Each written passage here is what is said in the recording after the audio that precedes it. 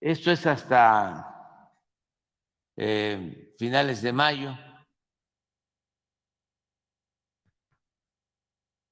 Nos ha ido muy bien en cuanto al empleo. Es cifra récord.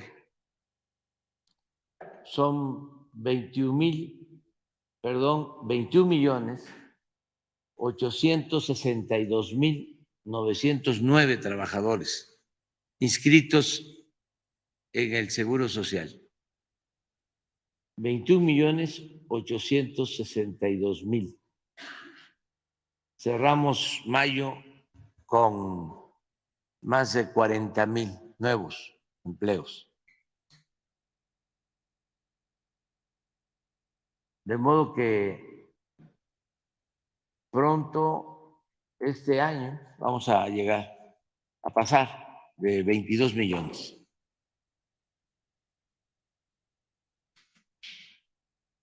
Si se compara con febrero del 20, tenemos 1.249.000 adicionales.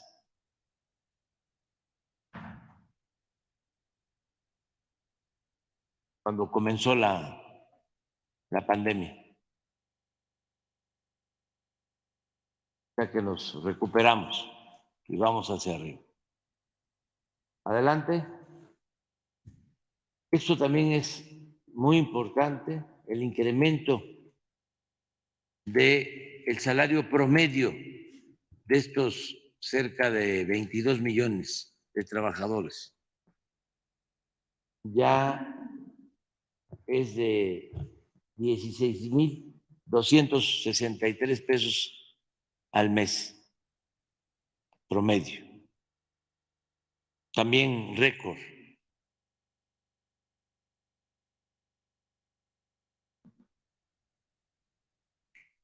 Adelante.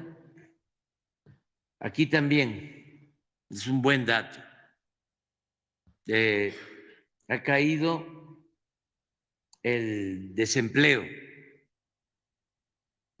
como no se veía en 20 años.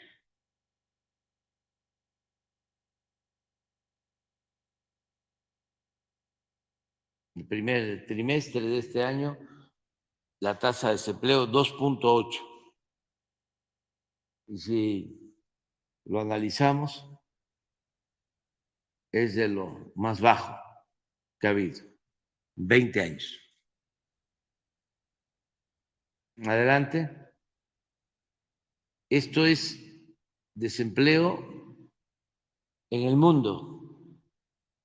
España tiene un desempleo de 12.9, Colombia 10.7, Italia 7.9, Francia 7, Bélgica 5.8, Canadá 5, Austria 4.9, Australia 3.6, Estados Unidos 3.5, México 2.8, Corea del Sur 2.7 y Japón 2.6.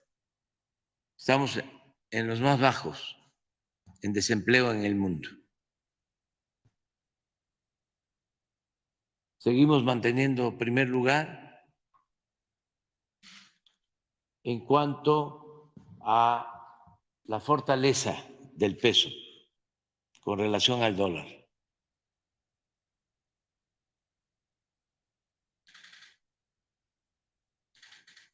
Y este es el comportamiento sexenal.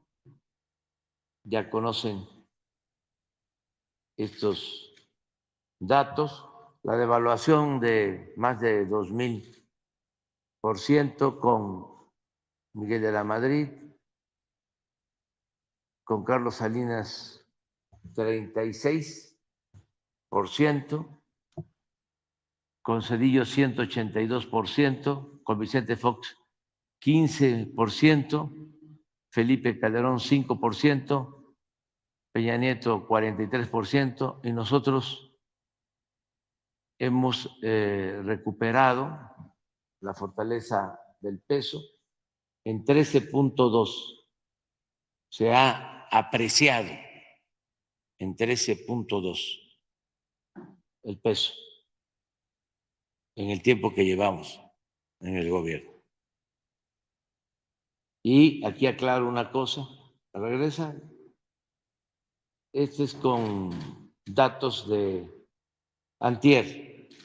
Si fuese el dato de ayer estaríamos mejor, porque ayer cerró en 17.55. Adelante.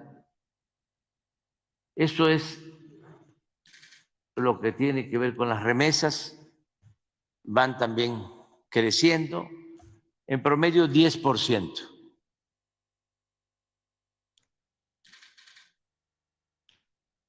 El estimado que tenemos para mayo es de 5.575 millones de dólares.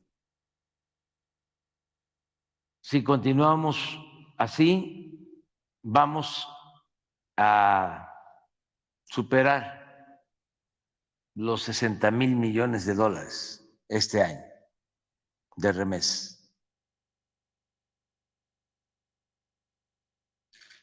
Muchas gracias a nuestros paisanos migrantes.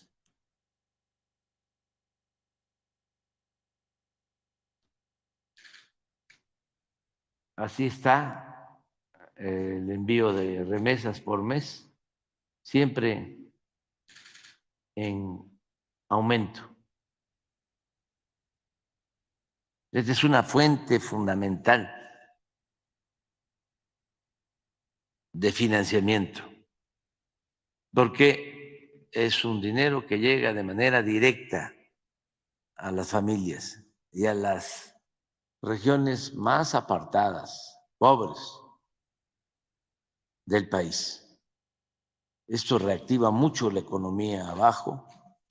Esto no hay que olvidarlo en la pandemia, junto con la estrategia que llevamos a cabo de apoyar más abajo en la base de la pirámide social, nos permitió no tener una crisis de consumo y la gente tuvo capacidad para adquirir lo básico. Esto nos ayudó mucho. Adelante. También tenemos récord en inversión extranjera. Estas son cifras preliminares, pero estamos hablando de 18.636 millones de dólares de inversión extranjera. El 22 también fue muy alto, pero se incluyen operaciones que se hicieron. La fusión Televisa-Univisión y la reestructura de Aeroméxico. Pero ahora no ha habido ninguna operación con estas características y sin embargo está creciendo mucho la inversión extranjera. Aquí abro un paréntesis para informar que ayer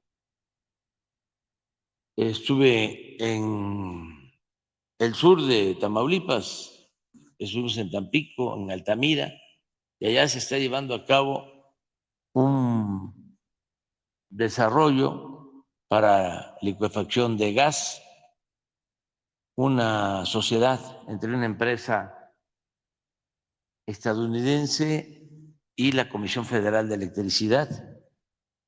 Ya iniciaron a construir una plataforma a 25 kilómetros de la costa para congelar el gas y llevarlo en barcos a Europa. Es una primera etapa. Sí se desarrolla todo lo que tenemos contemplado en este plan, se van a destinar alrededor de 5.500 millones de dólares. Esto va a significar muchos empleos en Altamira y en Veracruz y en el Istmo. Es un plan especial con este propósito. O sea, va a seguir llegando inversión extranjera. México tiene un lugar especial para la inversión extranjera. Es de los países con más ventajas comparativas en el mundo para la inversión extranjera. Adelante. Esto es un indicador de lo que estoy planteando. México, principal socio económico comercial de Estados Unidos. Esto solo es el mes de marzo, 72,000 millones de dólares.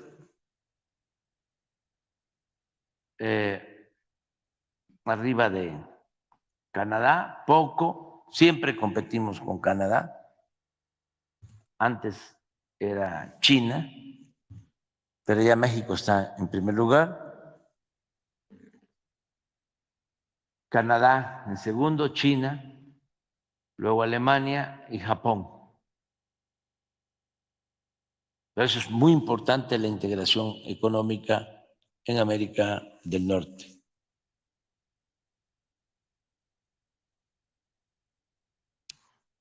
El porcentaje tiene que ver con el comercio total.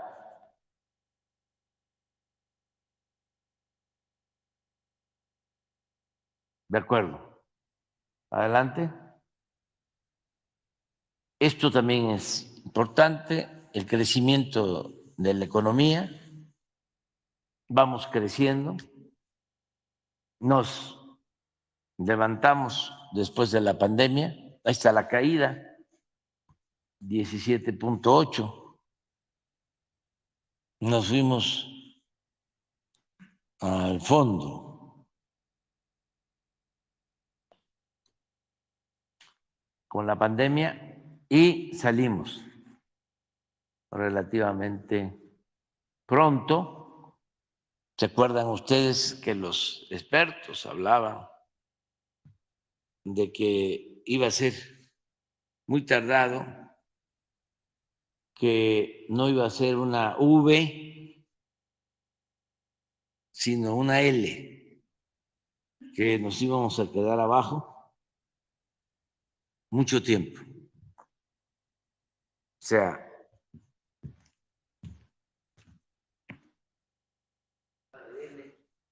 íbamos a seguir así. Bueno, proporcionalmente una L hasta aquí.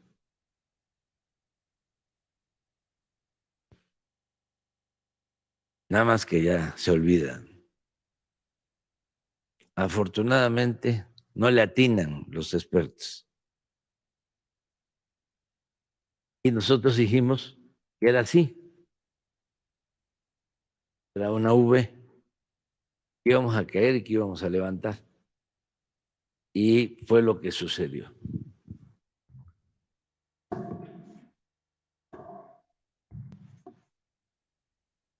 Así está lo del crecimiento. Es el trimestre de este año. China 2.2, que esto también es un fenómeno, porque un crecimiento en China de 2.2 en estos tiempos no es muy alentador. Luego de décadas de crecimientos de 8, de 10%. Pero para conocer cómo está la economía mundial y cómo afectó la pandemia y también cómo está afectando la guerra.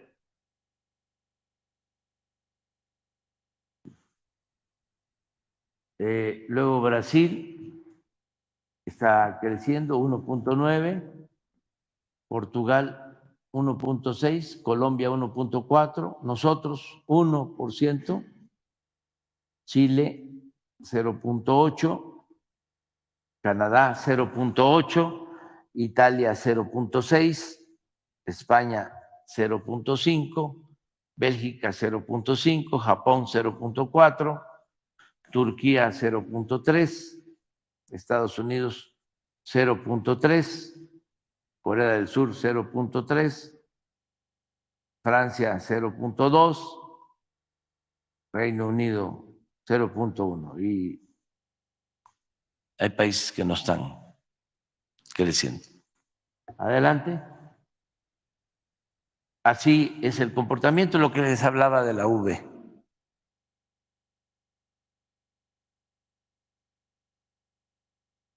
Y ya estamos levantando con relación a la situación antes de la pandemia. Nuestro pronóstico para este año es de que podemos llegar a 4% de crecimiento anual.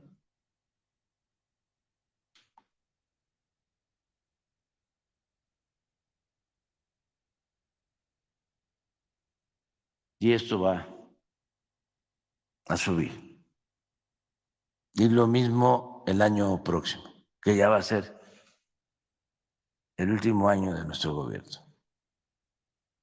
Pero nos tocó este imprevisto. Y estamos saliendo.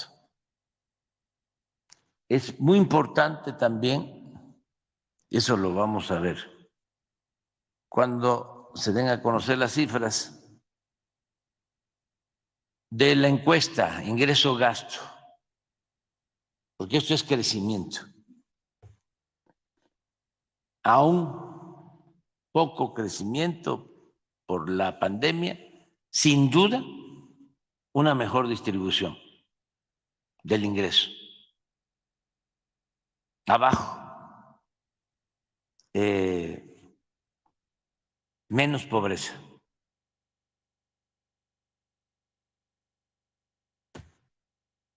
Y no quiere decir que les haya ido mal a los de arriba.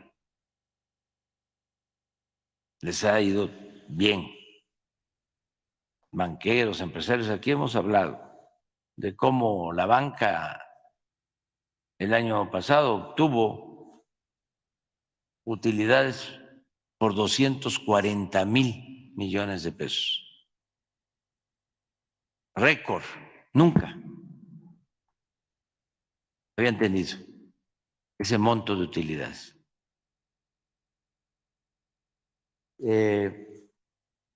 Pero también abajo, que es lo más importante, la gente ha recibido más apoyos, hay más ingresos, menos pobreza. Y eso lo vamos a ver cuando el INEGI dé a conocer los datos de la encuesta que hace cada 2 años sobre ingreso-gasto. Y es el mejor parámetro. Cuando hablo de los de arriba, acuérdense que siempre he sostenido la consigna, la frase, la máxima de arriba los de abajo, que no quiere decir abajo los de arriba, sino abajo los privilegios. Todo esto lo hemos conseguido fundamentalmente, y esa es la clave, por no permitir la corrupción. Porque se dedicaban a saquear a México. Y aquí repito lo que decía Tolstoy: un gobierno que no procura la justicia no es más que una banda de malhechores. Eso era. Entonces, como eso se acabó, aunque nos falta seguir limpiando, pero acuérdense que la corrupción se da de arriba para abajo, no de abajo hacia arriba. Y hay que limpiarla así, de arriba para abajo, como se limpian las escaleras. Adelante. Esto es inflación, también se ha ido resolviendo. Este era un problema que nos preocupaba y nos ocupó bastante y nos sigue ocupando, porque pueden aumentar los salarios, pero con inflación se pierde poder de compra, poder adquisitivo. Este es un impuesto y afecta mucho a la gente pobre, a los trabajadores. ¿Qué le va a aumentar o qué le va a afectar? A los de arriba, pues muy poco. Pero a la mayoría de la gente la inflación le pega muy fuerte.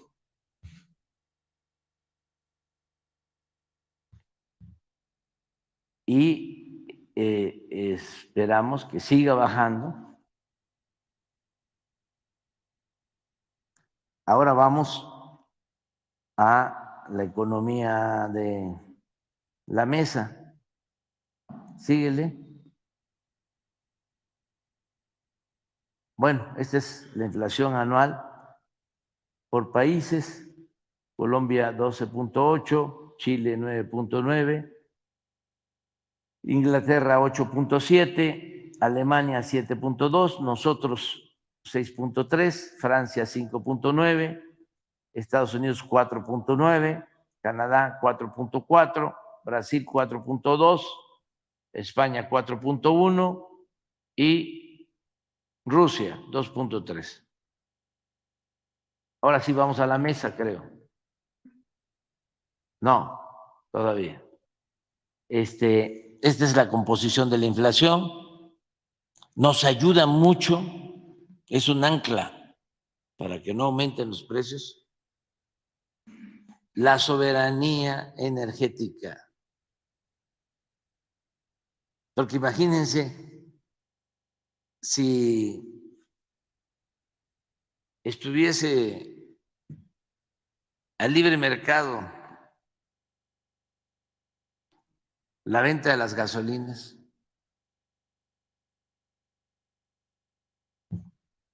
no tendríamos posibilidad de tener menos 0.4 de incremento en energéticos. Es un componente de inflación del 6.3 mínimo. Por eso no aumenta el precio de las gasolinas, entre otras cosas. Y de energéticos. En cambio, en alimentos sí tenemos que seguir, porque hay un incremento del 3%. Ha bajado, pero tenemos que seguir ahí. Y luego otras mercancías, 3.7, de acuerdo a Estados Unidos, ya estamos igual en energéticos. Ellos estaban arriba, traían como 3 puntos.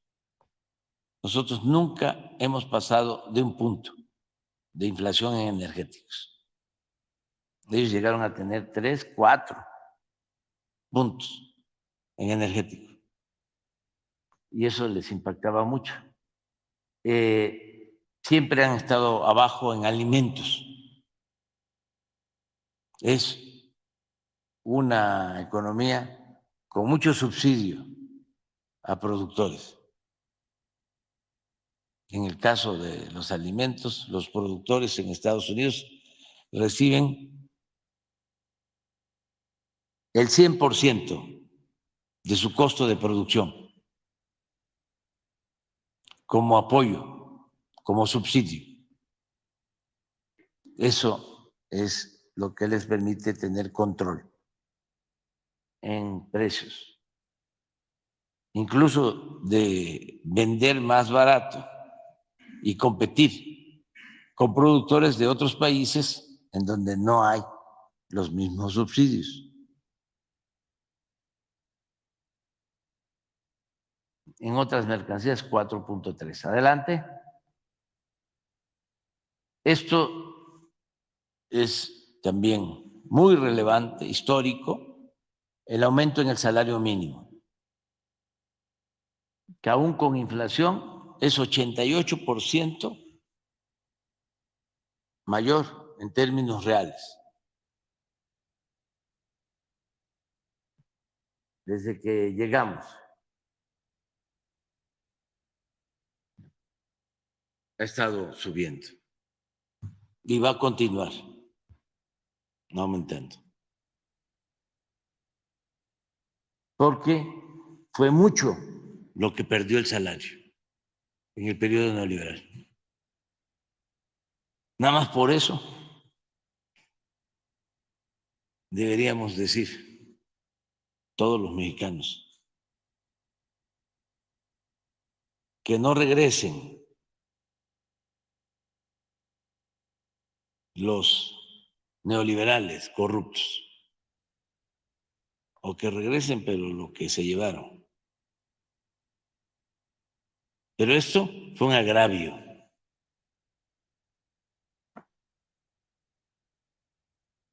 ¿Cómo lo explican los defensores del modelo neoliberal?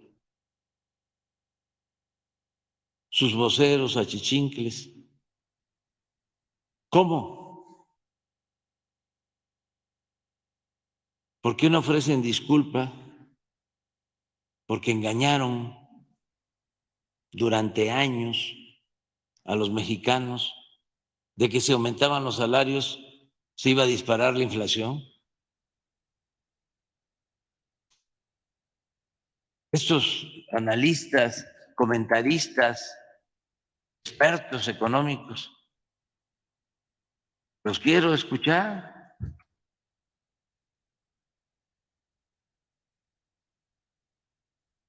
¿Por qué decían que no había que aumentar el salario porque se producía inflación? Una gran mentira, envuelta, ¿no?, en tecnicismos.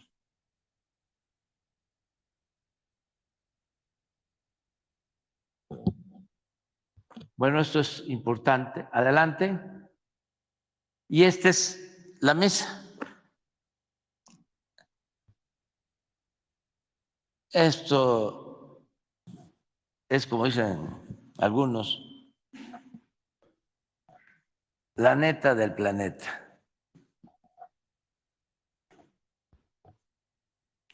Cuando entramos, el salario mínimo alcanzaba para comprar 3 kilos 100 gramos de frijol y ahora alcanza para comprar 4 kilos 800 gramos.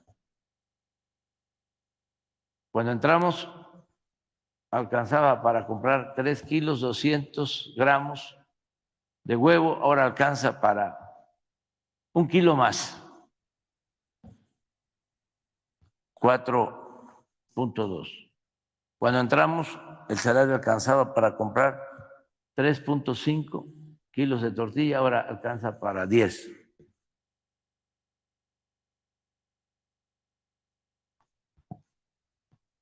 Y con inflación que se nos presentó por la guerra de Ucrania y Rusia. No les estoy echando la culpa, como dicen los tecnócratas, a factores externos. No, es real. Ya venía mal la economía con la pandemia y se desata la guerra y se produce este fenómeno inflacionario. Por eso, no a la guerra, sí a la paz, que ya Denise no siga polarizando.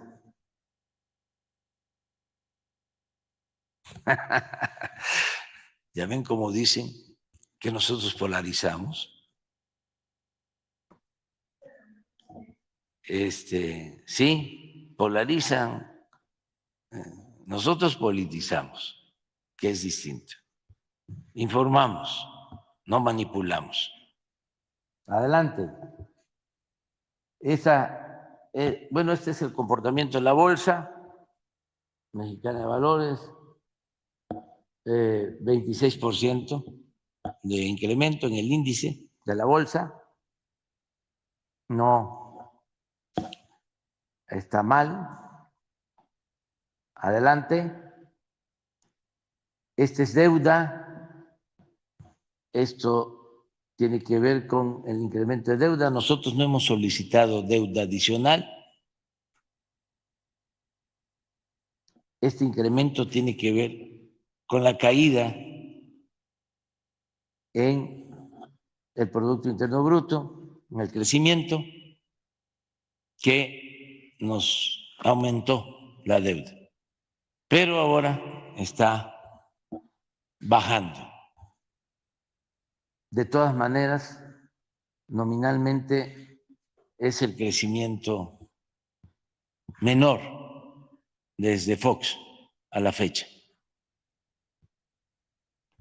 Si hablamos de la deuda con relación al Producto Interno Bruto, el incremento con Calderón fue 7 puntos.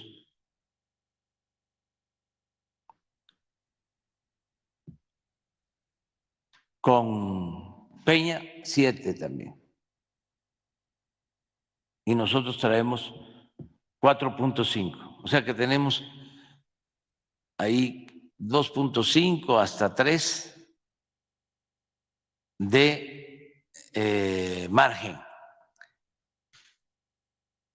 que estarían disponibles si decidiéramos dejar la deuda con el mismo porcentaje de incremento del gobierno de Calderón y de Peña, pero no, va a quedar abajo. Es una reserva, que no significa 800,000, 900,000 millones de pesos de reserva. Por eso la economía está muy fuerte y lo saben los inversionistas y los financieros. Por eso es lo del peso, por eso está llegando la inversión, no porque estén leyendo, ¿cómo se llama el periódico de Manuel? Sí, el Financiero, o el Reforma, porque entonces sí, saldrían corriendo, ¿no? Les daría miedo. Pero como tienen buena información, saben lo que está sucediendo realmente en el país. Adelante. Y estas son las reservas del Banco de México. También han aumentado 16.5%. Tenemos reservas por 205,000 millones de dólares.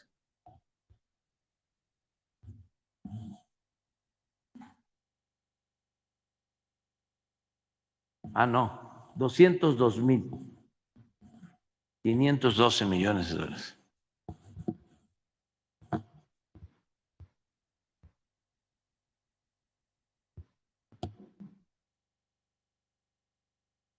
Adelante.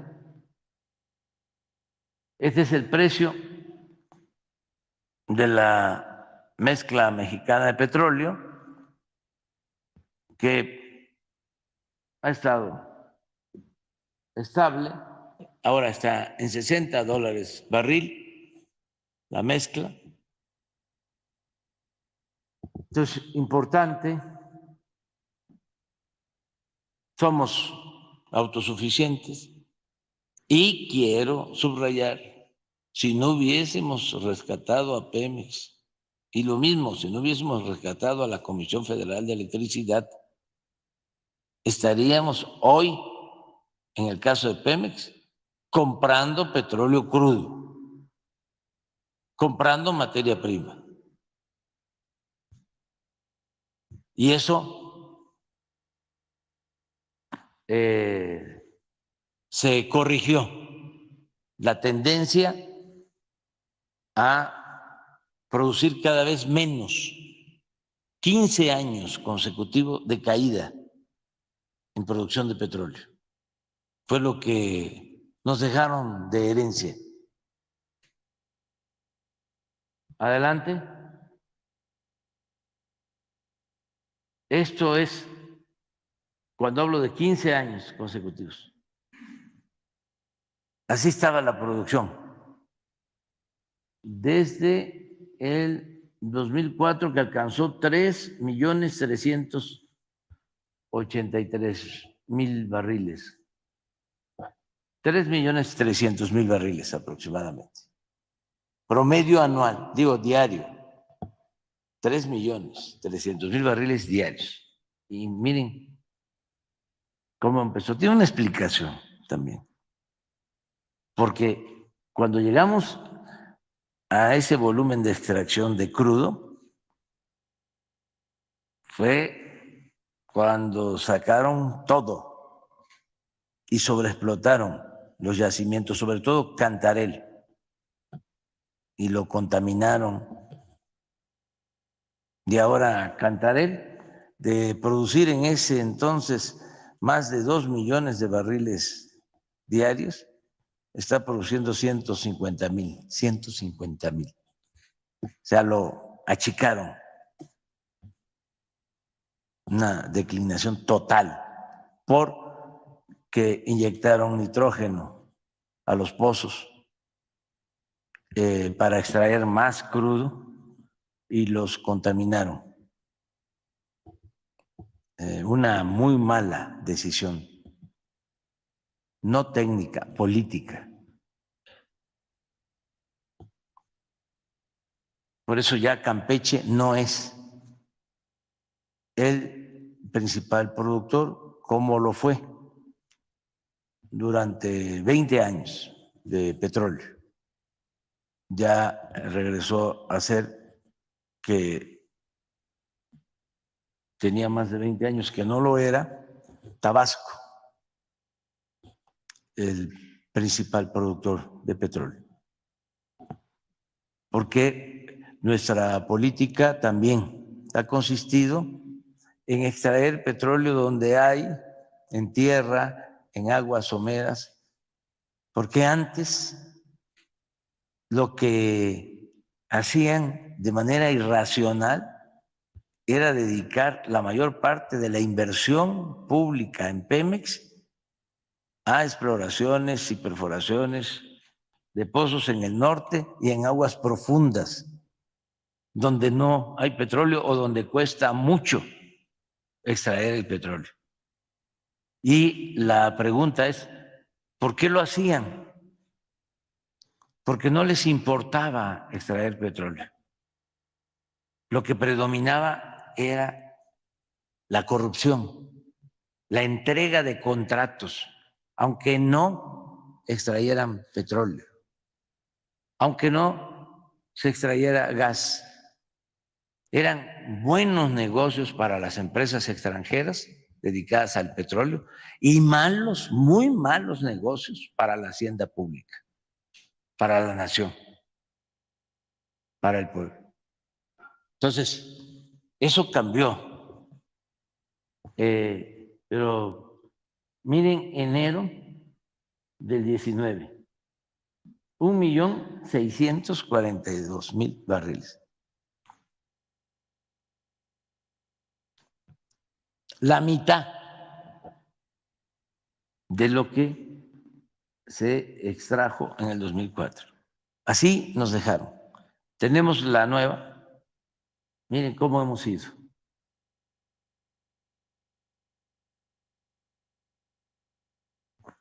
Este es un rescate. Y esto significa que somos autosuficientes, que vamos a tener materia prima para procesar nuestras gasolinas,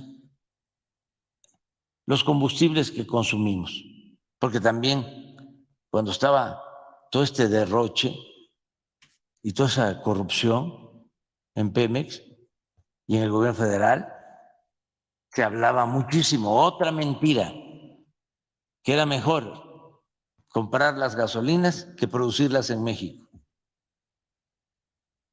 Es como si se vendiera naranja y compráramos jugo de naranja. Pero estos genios, ¿no?,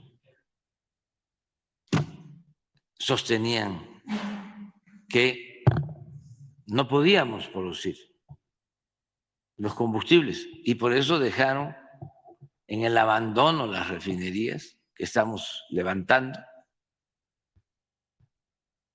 y lamentablemente acabaron con la industria petroquímica. Eso sí, no resistió el vendaval neoliberal. Ojalá y ofrecieran disculpa. A ver qué puede decir Claudio X González papá, Claudio X González hijo. Todos estos que apuntalaron todo el régimen de corrupción y se beneficiaron de la corrupción. Y ahora aparecen como los paladines de la honestidad, de la integridad, de la libertad, de la democracia, de las buenas costumbres.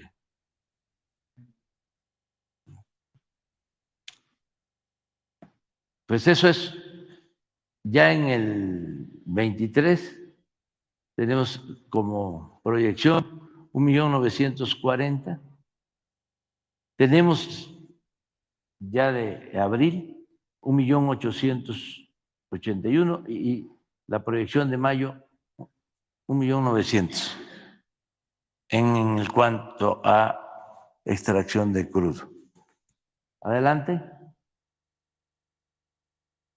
Y esto es importantísimo, porque sí está bien rescatar la soberanía energética y la gente. ¿Y yo en qué me beneficio? ¿Se acuerdan lo que decían? Tenemos un tesoro en el fondo del mar, pero no podemos sacarlo porque hay que reformar la Constitución. ¿Cómo engañaron? Porque son unos cretinos. Y si sacamos ese tesoro, si hacemos la reforma energética, va a llegar la inversión a raudales, a la industria petrolera, vamos a producir 3, 4 millones de barriles diarios. Va a bajar el precio de las gasolinas, va a bajar el precio de la luz. Y los medios, en su papel de manipular, a todo lo que daba, a todo lo que daba, con honrosas excepciones. Pero cuando hablo de honrosas excepciones, son muy pocas.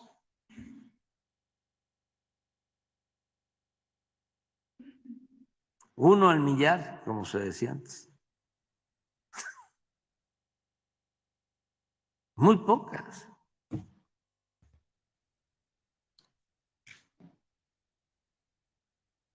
¿Y cuál fue el resultado? Ahí está. La gasolina con Calderón aumentó 22%. Con Peña Nieto 42%. Por nosotros ha disminuido casi 8%.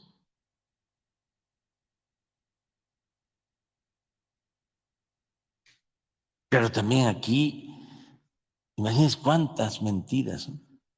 Una vez el secretario de Hacienda, lo voy a repetir, lo tengo que repetir, sobre todo para los jóvenes, porque ya hay algunos que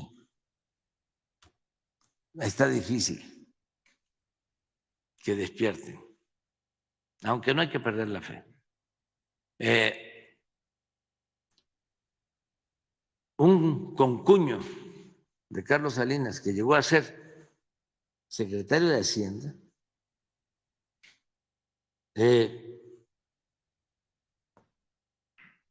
con Peña, venía desde Calderón, subsecretario de Hacienda, director del Seguro Social,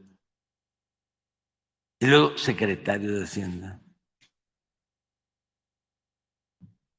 Llegó a decir de que no importaba que aumentara el precio de las gasolinas, porque la mayoría del pueblo de México no tenía carros, no tenía vehículos. Imagínense. Todavía fue más fino, ¿no? En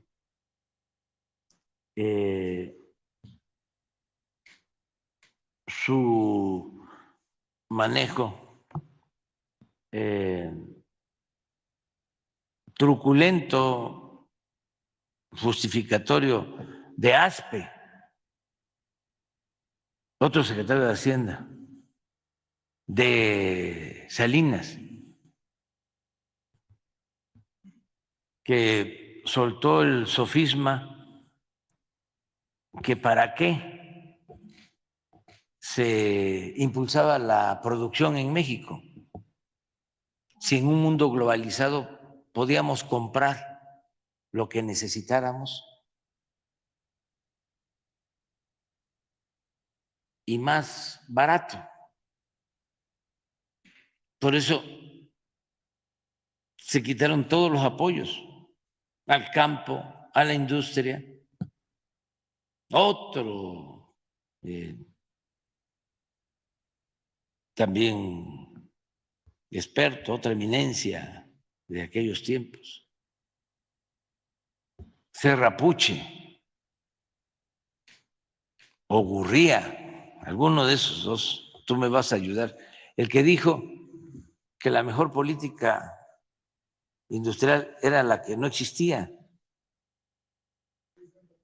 Serrapuche.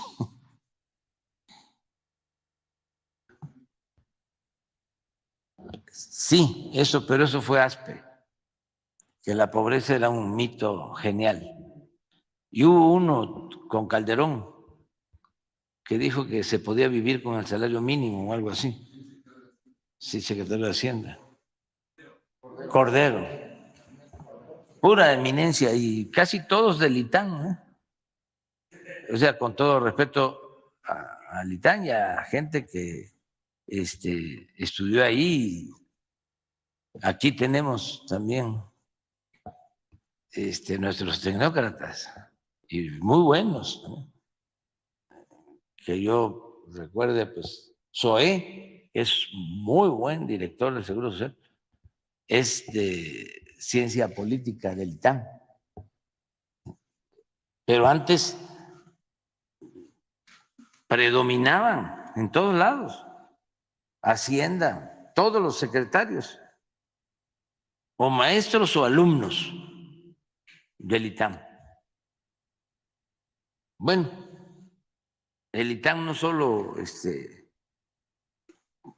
mayoriteaba en los altos niveles del gobierno, sino en materia económica, financiera, sino hasta en ciencia política, en derecho. En la UNAM llegaron a ser jefes de investigación los abogados del ITAM. Pobre mi alma mater, pero bueno, ya se va a recuperar. Por los alumnos, por los maestros. Yo espero eso. Pero bueno, aquí está. Este es lo de la gasolina. Adelante. Esta es la premium. Lo mismo, 5.7 de aumento con Calderón, 46 con Peña y nosotros 5.8 menos. Adelante. Este es el diésel, casi 50% de aumento con Calderón. Lo mismo con Peña y nosotros una disminución, hemos logrado una disminución de 8% en el precio del diésel. Adelante. Esto es muy importante, el gas, esto lo sabe la gente,